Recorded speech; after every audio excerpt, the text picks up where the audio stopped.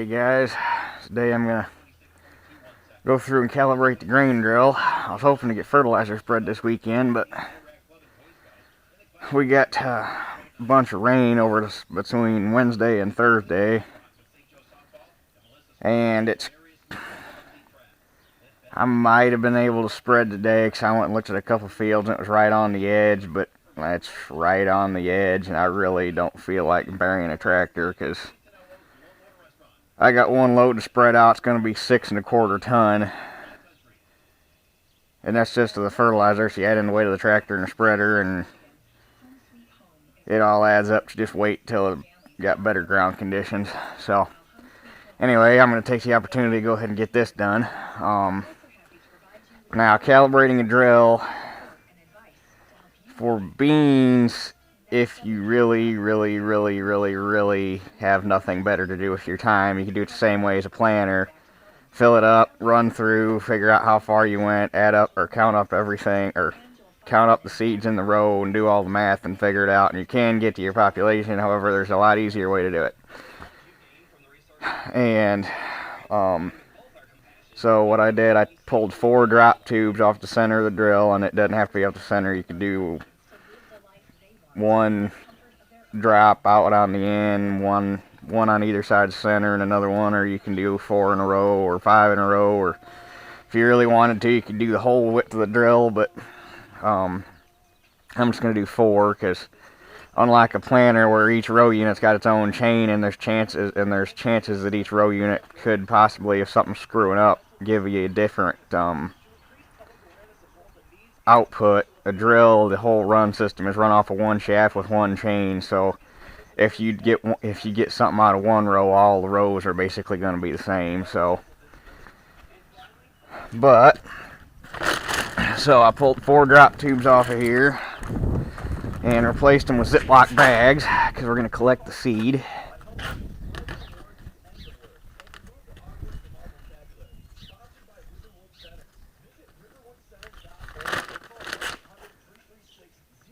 Come on.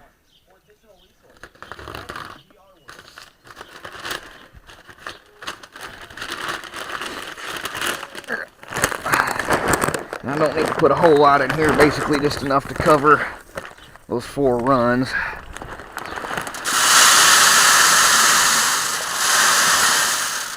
Oops. That ought to do.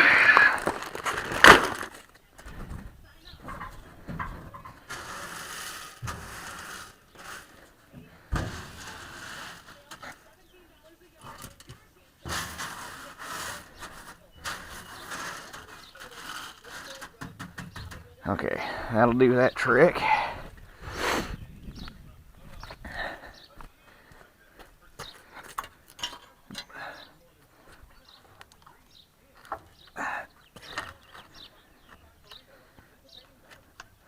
Now, up until this is actually the first year I've gone through and calibrated this, because before I've just kind of been like, that's looking like it's using that much. So, but normally I plan on 1.7 or 1.8. So, actually I think we'll start off on 1.8 because I think that's actually closer to where I want to be.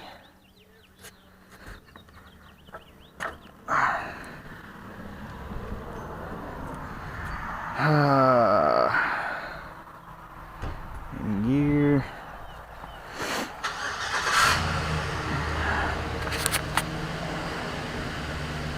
Grab a tape measure.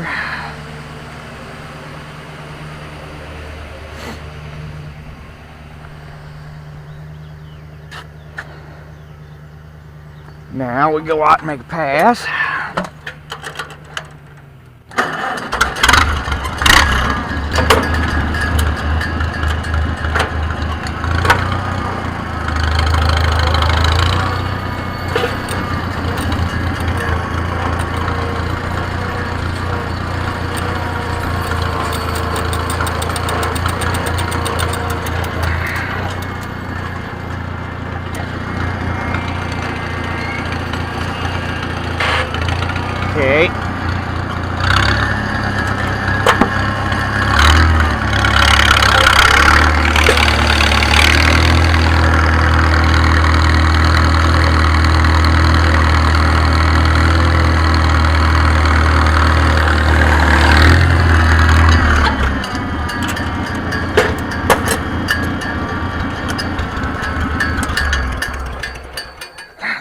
we figure out how far we drove. Actually, tell you what, this is a better place for a measuring wheel. Hold on. Okay. This is a whole lot quicker to tape measure. So, count this off.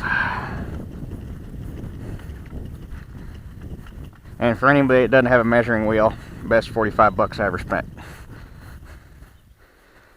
Looks like we got 56.5 feet.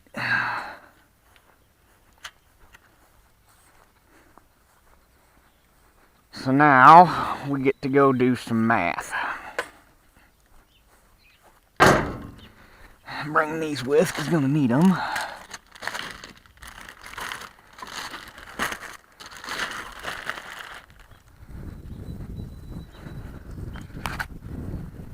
And I'll skip over the boring part and come back when I get the calculations around and explain what I did. Okay, so I ran the calculations. First off, what I did, I'm shooting for 180,000 seeds per acre, and hopefully you can read this. I don't know how it's going to show up, but I'm shooting for 180,000 seeds per acre. The seed I'm using is 2,950 seeds per pound. So divide 180,000 by 2,950, and you get 61.01 pounds per acre is my target population.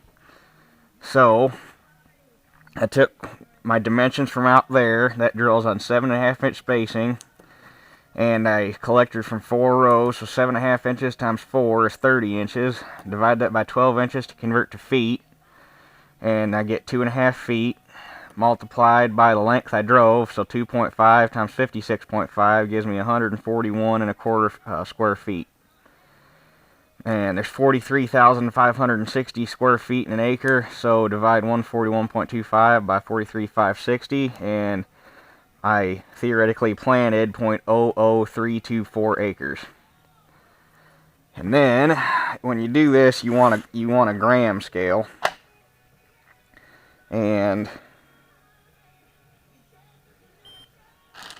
I don't know if it's still teared or not. I don't know if it resets when it turns off, but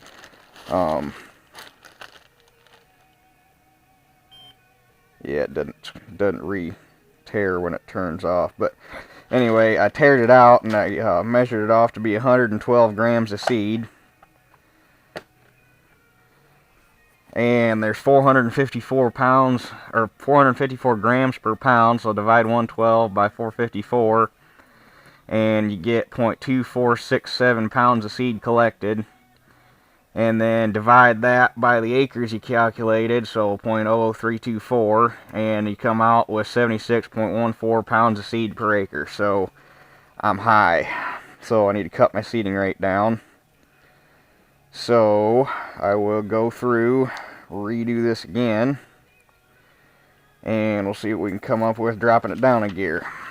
Okay, I went through, jumped it down a gear, and we're closer, but we're still off by about 4.5 pounds because I got her down to 65.48. So, need to see if I can squeak it down just a hair more, but I'm going to have to figure out, read the chart and figure out what gear would be lower than this yet, because I'm already running 1.7, so now we're going to have to actually start playing with it. Okay, so as I suspected, 1.7 is absolutely the lowest gear setting you can get going through the gearbox. However, if you take this 6.2 sprocket and replace this 12.2 sprocket, so basically just flip them, then you cut your feeding rate in half, and that gives you a whole new range of crap to work with, which would also explain why I could never quite get this thing where I wanted it. But now we know.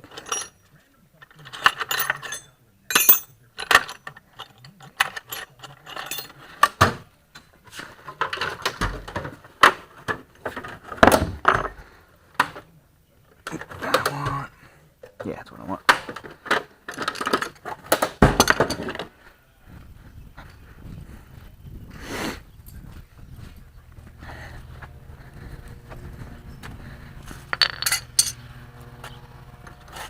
Now we're going to see how hard this wants to come out. Oh, that was, wow, that was easier than I thought.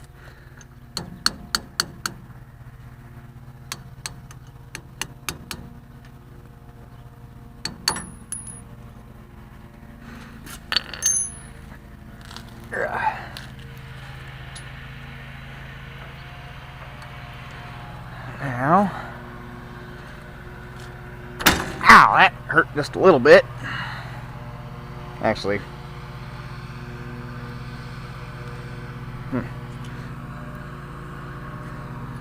at least I didn't have to beat it off.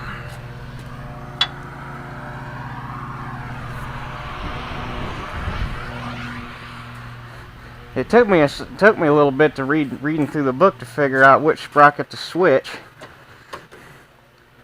What am I in here for? Wrench. Took me a minute to figure out which sprocket to switch, because I was sitting there looking and it's like, we'll replace 12 tooth. It's like, where the heck's the 12 tooth at? I'm looking on the, but I forgot. Go on, baby. I forgot that there was a sprocket on the other side of the gearbox.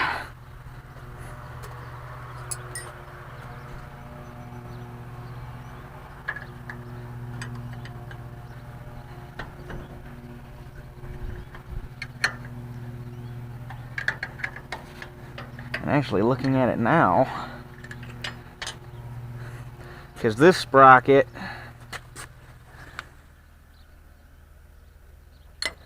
I guess I didn't even need to take that one off.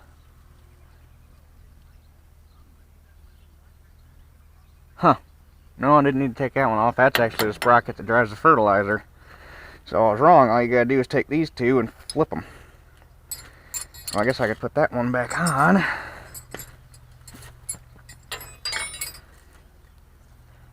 For a minute I thought that was the one that went back and drove the grass box when it's actually on here.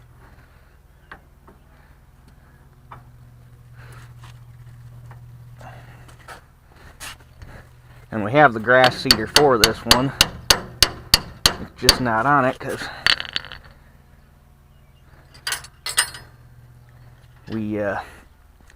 I've never had to seed any grass, and it wasn't on it when we got it. Otherwise, I would have just left it on there. But and the only reason I took that sprocket off was because I looking in the picture in the book. It has an arrow pointing at that one that says 6 tooth.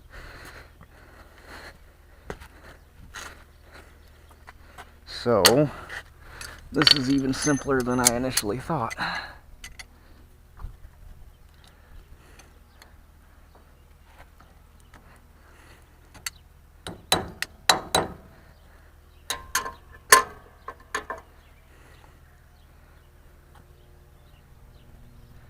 But back in the day, a little side note, Superior and then later Oliver, after the 1929 merger, was always known for having, hands down, I'm going to go ahead and clean these things up before I stick them back on. They were always known for having, hands down, the most accurate drill of any company. And it was because of their feed system. It's called a force run. And where most drills have an agitator that just pulls the seed down through the seed slot and through the wouldn't be a seed slot, through basically the seed hole in the bottom of the box. The Superior drills, the seed actually goes down into the agitator, and then the agitator actually picks it back up before it drops it into the seed cup. So you got a lot better metering that way. But drills in general are known for piss poor accuracy, and the saying is, well, drill and spill. That's really all they do.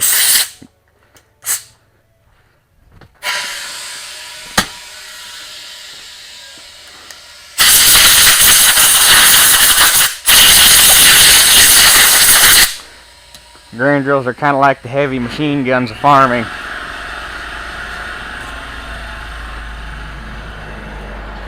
they'll put a lot of shit down range, just don't expect any of it to hit.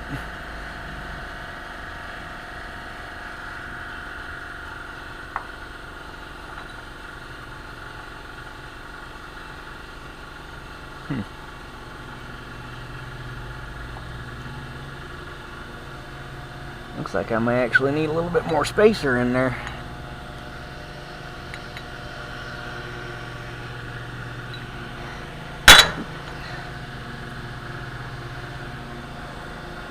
I'll go grab a washer real quick. Stuck a washer in there and that took care of a lot of the slack. So, and I'm going to replace that cotter pin with a roll pin, because that cotter pin was shot. Except I don't like, well, yeah, it fits in there good. Oh, never mind. Problem is that cotter pin had that hole so whopped out. Now nothing really wants to fit in there. I guess I am just gonna have to go with another cotter pin. Alright, we're gonna give this roll pin one more try. I went and stuck her, or went and put it in a vise and stuck a chisel in the crack and opened it up a bit to see if I can't get it to bite a little harder. And I shortened it a little bit.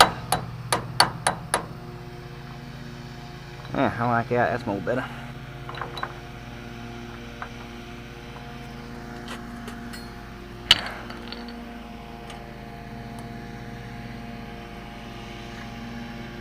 Except that's a problem.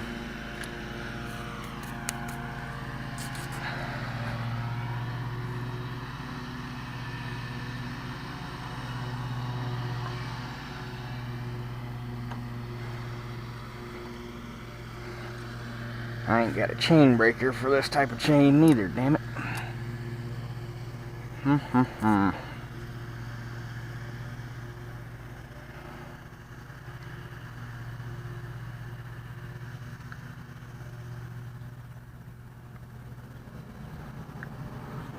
Actually, as loose it is.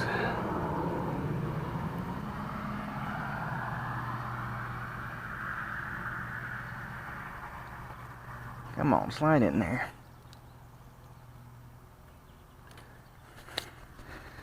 Oh, dadgummit. Alrighty, well, I got the drill ready to roll. Although I got ahead of myself and forgot to put the drop tubes back on it before I took it over and put it away, but no big deal. I wasn't able to get it right on 60 pounds. The closest I can get was 57, which still comes out to about 165,000 plants per acre. So, and these are a longer season bean that's a little bit more bushy, so that's not really too big of a deal, especially if I get done planting or get them in the ground as early as I want to. And I really don't want to have to buy any more seed, so I'd rather have a little bit left over than have to get more if I stay stuck with 65 pounds an acre.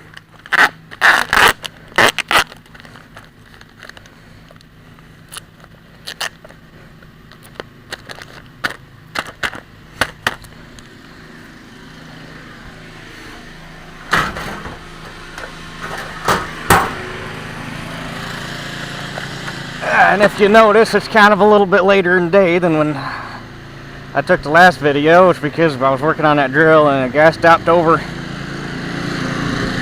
pay Dad for some hydraulic hoses, and he was here shooting the shit, and then the neighbor stopped over or the guy that is friends with the neighbor stopped over because he was doing some body work on a tailgate for Dad's truck and he got it done. So then he stayed and shot the shit, and next thing you know, I think we were standing out there for an hour and a half. And I ran the drill back over and got it put away. And then if you look up there, you'll notice there's a full fertilizer spreader sitting. It's because tomorrow it's dry enough I'm going to be able to spread fertilizer. So I could actually probably start tonight, but Helena's closed Sunday, so I won't be able to get another load anyway. And I really want to start on that hayfield I turned under, but that guy's 7-day Adventist, so I can't work over there on Saturday, which ain't no big deal. It ain't that. I can work around that, but the only downside is it looks like the weather's supposed to turn to shit this week, so we'll have to see if I'm able to spread more next weekend or not. But I'll be able to get most of my DAP on. Unfortunately, they got 10,000 pounds in the spreader. I needed 12,600, so I need about 2,500 more pounds to finish off, and then I got 10,600 pounds or something like that of potash I got to get spread, but it'll get done one way or another. After this week, it ain't gonna make much difference because I'll be back here full time, so 5 more days of school. But anyway, drill's set, that's ready to rock and roll. Planter set, that's ready to rock and roll. Got a load of fertilizer, that's ready to rock and roll. So really all I'm waiting on now is for the weather to straighten out. So I guess we will catch you guys tomorrow morning spreading some fertilizer. So does it for this one, and we'll catch y'all on the next one.